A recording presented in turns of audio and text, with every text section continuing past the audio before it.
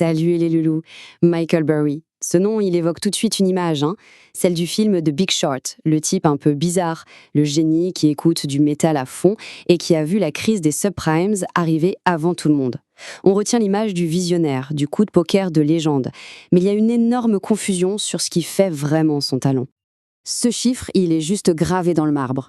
Entre 2000 et 2008, son fonds Scion Capital a fait une performance de plus 489%. Pendant ce temps-là, le système financier mondial était à genoux. Le mec a parié contre la planète entière, et il a gagné. C'est l'histoire qu'on adore se raconter. Mais justement, réduire cet exploit à un simple coup de génie ou pire à un coup de chance, c'est une erreur monumentale. Et c'est précisément là que la majorité des investisseurs se plantent. Si on pense qu'il suffit de copier son pari sans comprendre toute la méthode derrière, on court droit à la catastrophe. L'objectif aujourd'hui, il est donc très simple.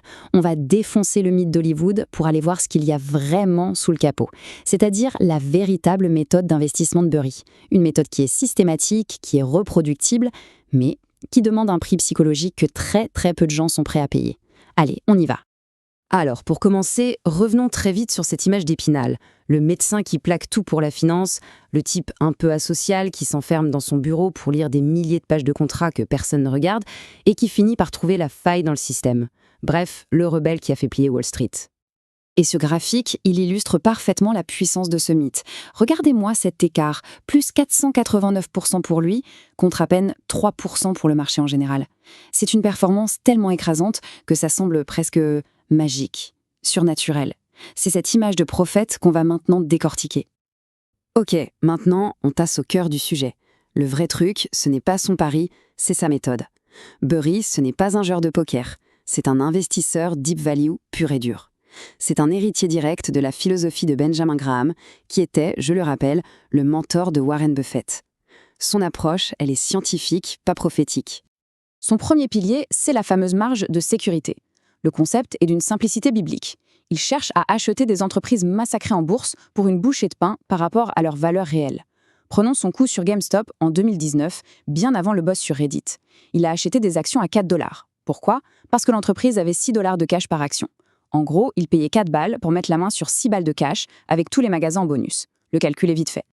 Deuxième concept fondamental, le cash flow libre. Pour lui, le bénéfice net qu'on voit dans les rapports annuels, c'est une opinion. C'est un chiffre qui peut être facilement manipulé avec des petites astuces comptables.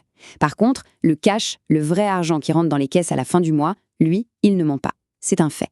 Il cherche donc des boîtes qui sont de véritables machines à cash, même si tout le monde s'en fiche. Et enfin, son ratio préféré, levé sur EBITDA. Il déteste le fameux PER, le ratio court-bénéfice, parce qu'il oublie un détail qui tue, la dette. Le ratio EV sur EBITDA, lui, il prend tout en compte, y compris la dette. Ça donne une vision beaucoup plus juste de la valeur d'une entreprise. Pour Burry, quand ce ratio passe sous la barre de 6, on commence à entrer dans la zone des très bonnes affaires. Ce n'est pas de la magie, c'est une checklist. Bon, avoir la bonne analyse, c'est une chose, mais il faut comprendre un truc essentiel.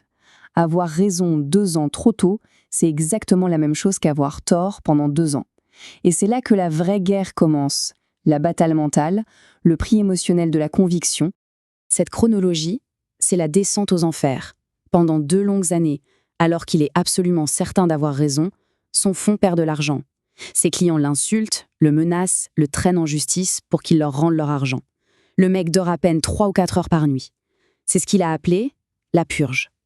Et cette phrase, elle résume tout. Face à la panique générale, il prend la décision la plus brutale de sa carrière. Il bloque les retraits.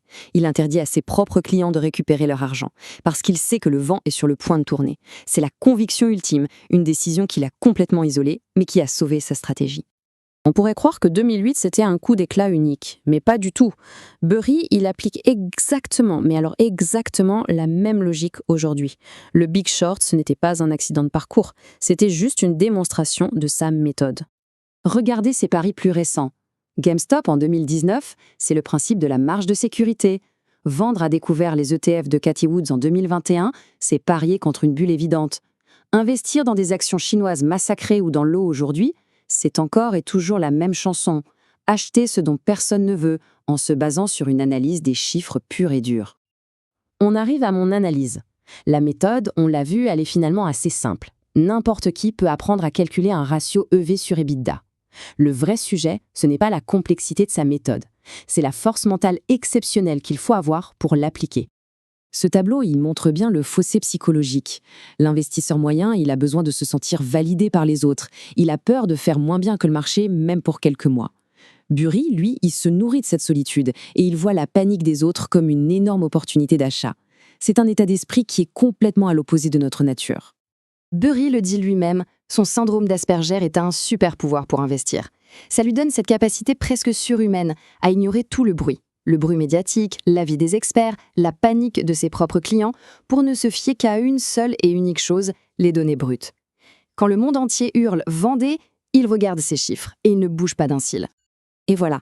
Si on doit résumer, son véritable avantage concurrentiel n'est pas intellectuel, il est psychologique. C'est cette discipline de fer qui lui permet de s'en tenir à ses règles, même quand c'est extrêmement douloureux sur le court terme. Le point clé à retenir, c'est donc celui-ci. Le plus important, ce n'est pas de savoir quoi il a acheté, mais de comprendre comment il a fait pour tenir sa position. La vraie bataille pour un investisseur contrariant, elle n'est pas contre le marché, elle est contre soi-même. Et ça nous amène à une question finale, pour réfléchir un peu. Dans notre propre portefeuille, c'est quoi notre plus forte conviction? Quelle est la position qu'on serait prêt à défendre contre tout le monde, même si ça veut dire avoir l'air d'un idiot pendant des mois, voire des années? Si cette approche, cette idée de décortiquer la psychologie et la méthode des plus grands investisseurs pour en faire des stratégies concrètes, si ça vous parle, alors il y a une suite logique. C'est tout l'objet de la formation Dans la tête des légendes. L'idée, c'est de penser comme Buffett et d'agir comme Simmons.